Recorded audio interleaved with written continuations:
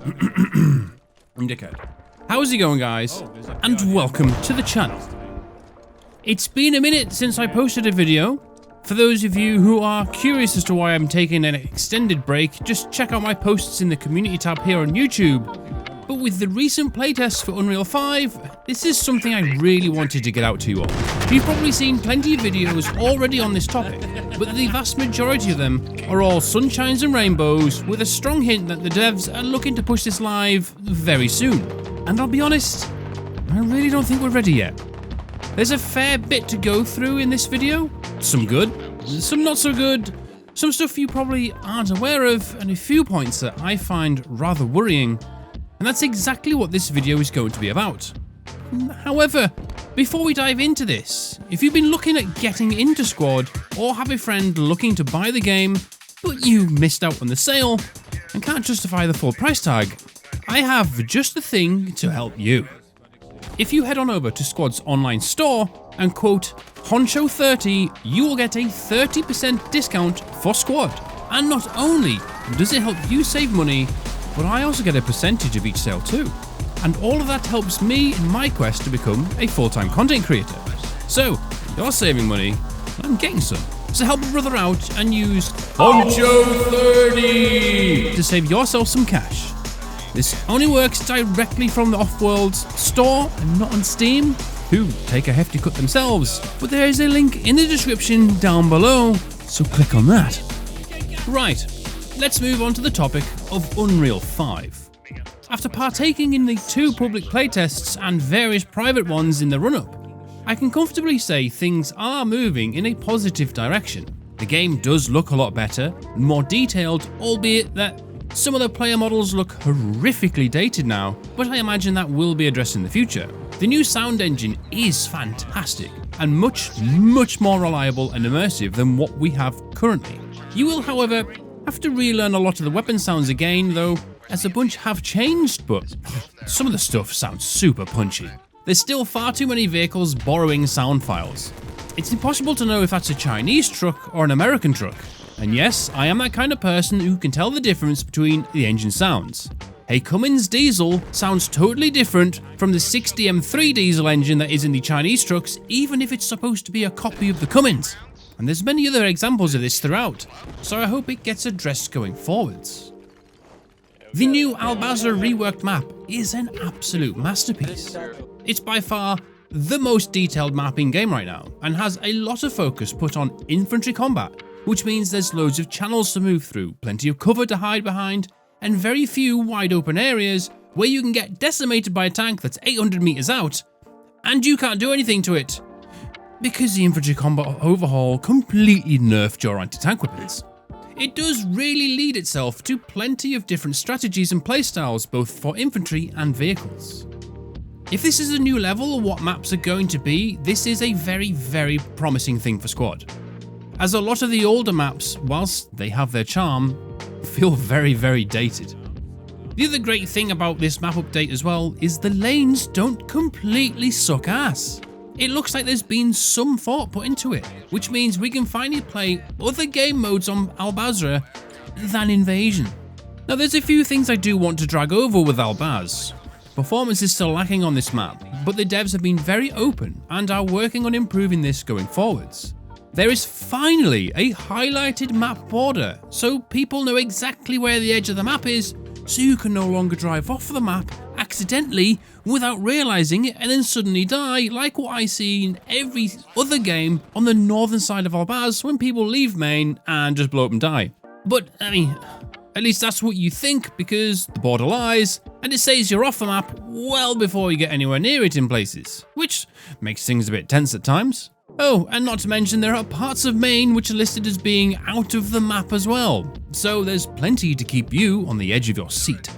Vehicle physics are getting better, but in the wise old words of Roy Walker, it's very good, it's not right. It's good, but it's not right. If you want to drive over things, it's good. If you want to drive around at a reasonable speed, it's good. If you want to take simple corners at a sensible speed, well, you can forget about that. And if you want to stop, yeah, about that. Offworld forgot to give vehicles brakes. A simple enough thing, but it makes using vehicles a pain in the arse. Jeeps, trucks and other light-wheeled machines understeer far too much. And I'm not saying this for the sake of complaining, it's genuinely bad. I could kinda understand it on the old Ural trucks as they're old and haggard, but it feels like there's nowhere near as much steering input as you actually need. So that mixed with no brakes makes getting around the map a complete chore. If they're still planning on adding controller support, I wonder if that means we could use wheel and pedals for doing logi runs. Because I feel that's the only way we will get the required steering input to drive these heifers around. But I think it's time to move on to the main concern everyone has with this Unreal 5 migration, and that's performance. Right from the get-go with the Unreal 5 closed playtests, in-game performance for me has been utterly dire. At the time, I was running a Ryzen 5800X paired with a 4070 Ti and 32GB of RAM, all whilst playing on a 4K monitor. Now keep in mind, on Unreal 4, with that same hardware, I was getting between 90 and 110 FPS, reliably. Unreal 5 squad, I was lucky to break 40 FPS. In some places on the new Al-Basra map, I got 15 simply for looking east. Nevertheless, when the first playtest came out, and a few extra tools were added into the graphic settings menu, I managed to see 60 to 70 FPS. But that did end up using DLSS and other upscaling options, which basically ruined the use of optics. I did keep messing on and managed to get a clear picture and smoother gameplay with maybe 50 to 60 FPS on most maps, ignoring some of the other issues I'm going to talk about later on in this video, but it did make the game feel somewhat playable. Now between the first open playtest and second, I have upgraded my machine and I'm now rocking a Ryzen 9950X3D with 32GB of RAM and the same 4070 Ti. And performance took a step backwards. Yes. Unreal 4 squad, I'm seeing 80 FPS, but let's be honest, Unreal 4 squad has been unattained for so long, it's a complete mess. Everyone's complaining about performance issues on Unreal 4, but nothing's going to happen because everyone's focusing on Unreal 5. Unreal 5 squad, I was looking at 50 to 60 using DLSS and other upscaling options. Optics whilst using DLSS, however, do look much clearer, but they themselves still have huge performance and clarity issues. Everything looks far too grainy now. My main concern with this though is everything feels like it's just been grenaded with like AI upscaling options and artificial this and artificial that. And then when you're mixing frame generation, yeah, okay, it says you're getting 110 FPS, but it still feels like 45. It doesn't feel smooth, it doesn't feel consistent. Something is still seriously amiss. I hope come the third playtest, we see a good step forwards with the performance. Whilst I know it's not an easy task, and I am sure that they are working tirelessly to get it sorted, I'm just very worried that this update, when it comes to the live version of Squad, it will physically price people out of the game because PC upgrades are not cheap, especially in today's financial climate, be it a new processor, RAM, GPU, or whatever. It's going to be costly for a lot of people. And I get it, there's always going to be someone who's right on that lowest recommended specifications, and as things progress, that bar raises, but it raises gradually. This won't be a gradual increase. This is going to be a monumental jump. You know, I really hope that when things are almost towards the end, we see someone like Moy or Slay or whoever get chance to have some time with one of the developers and make like a proper Squad graphics guide. I know Moy did one years ago and it helped a lot of people. Hell, Offworld, Siege, if you're watching this, I've just given you an idea for a video. Bloody do it. The infantry combat overhaul already divided this community.